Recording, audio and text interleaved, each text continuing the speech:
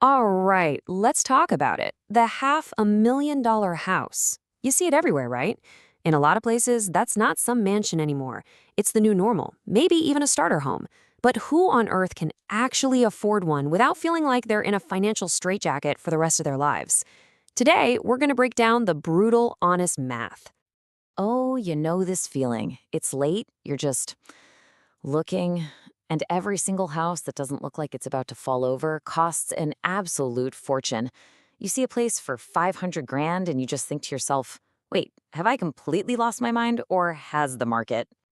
Well, I am here to tell you it is not you. You are not going crazy. The numbers have gone completely wild. And that's what we're going to get to the bottom of, because the secret here isn't just about whether a bank will give you a loan. And this right here, this is the most important distinction we have to make. A bank approving you for a mortgage, that's just them running some numbers and deciding you're an okay bet. True affordability, that's about your life. It's about whether you can pay your bills, save for the future, and not have a full-blown panic attack every time the dishwasher makes a weird noise. These two things, they are not the same. Not even close. And this slide. This gets to the absolute core of the issue. For decades, the rule of thumb was pretty simple. A house cost about 3 times your annual household income. 3 times. Today, that number has literally doubled. It's 6 times your income. This isn't just a little market fluctuation. It's a massive structural break from how things used to work. And it's why everything feels so impossible. So, okay, let's say you're going to go for it anyway. You decide to take the plunge. The very first hurdle you smash into is what I like to call the first wall, the down payment. There's the number. For a standard 20% down payment on that $500,000 house, you need $100,000 in cash. Just let that number sit there for a second. And this just shows you how disconnected that is from reality. You've got the $100,000 goal on one side, and on the other, the median savings for an American household, which is less than 10 grand. We're not talking about being a little short. Most people are an entire car or maybe 10 cars short. For a typical family, saving that much money could take more than a decade, and that's if literally nothing else goes wrong in their lives. So since most people can't come up with 20%, they get hit with this thing called PMI. And let's be super clear about what this is. It is not insurance for you.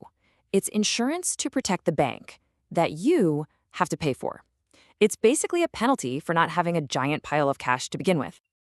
All right, so let's imagine you somehow scrape together a down payment, not the full 20%, but enough to get the loan. You're over the first wall. But that monthly mortgage payment you see on the website, think of that as just the appetizer. The real monthly bill, that's the whole meal, and believe me, it is a lot bigger. Okay, let's build this thing piece by piece. You start with your basic principal and interest payment, right? Let's call it $2,800. But then, oh yeah, you gotta add property taxes and homeowner's insurance. Boom, there's another $800. Then comes the one everybody forgets, maintenance. A good rule of thumb is to save 1% of the home's value every year. That's another $400 a month. And finally, because we didn't have that 20% down, tack on that lovely PMI. Just watch how fast this balloons.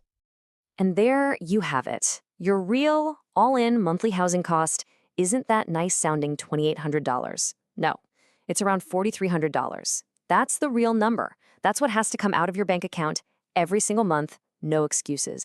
So a $4,300 monthly bill, that leads to a pretty serious question, doesn't it? What kind of salary do you need to actually handle that without being completely stressed out all the time? Well, there's a classic guideline for this. It's called the 28% rule. And it says that your total housing cost, our $4,300 number, should be no more than 28% of your income before taxes. That's considered the safe zone. So if we do the math backwards, to comfortably afford that $4,300 monthly payment, your household needs to bring in about $185,000 a year. Now, take a look at this. How many American households are actually pulling in that kind of money? Even if we're generous and lower the bar to $150K, it's only about 20% of households in the entire country, which means for the other 80% of us, a $500,000 home is just, by any healthy financial standard, completely out of reach. But, this isn't just a spreadsheet game. When people stretch themselves this thin to get a house, they fall into a really painful trap. It's called being house poor. Let's talk about what that actually feels like. Okay, so picture a household making a really good income, say $160,000 a year. After taxes, they bring home about $9,500 a month. Now, subtract our housing cost of $4,300. They've got $5,200 left. But then life happens. Car payments, student loans, groceries, daycare. All of a sudden, they're left with maybe $1,600 for everything else. Savings, emergencies, retirement, a vacation, any kind of fun. That is a razor-thin margin for error. And this is what being house poor feels like. It's that constant nagging anxiety in the back of your mind. It's seeing a leaky faucet and just hoping it doesn't get worse because a plumber is too expensive. It's hoping the AC doesn't die in the middle of summer. It's saying no to dinner with friends or passing on a cool opportunity because your fixed costs are just too high. In the end, you don't own the house at all. The house owns you. Okay, I know that after seeing all these numbers, it can feel, well, pretty hopeless. But the point of this isn't to crush your dreams. The point is to reframe the entire problem. And this is maybe the most important thing to hear today. If you feel like you're doing everything right, you're saving, you're working hard, and you still can't make it work, it is not a personal failure. You didn't budget wrong. Skipping a few lattes is not going to fix a housing market where prices have doubled relative to income. This is a huge structural problem. So we have to stop asking the question that everyone wants us to ask. Can I get approved? Who cares? Getting approved for a loan is the absolute lowest bar to clear. It should never be the goal. This is the real question. Forget what the bank says you can do.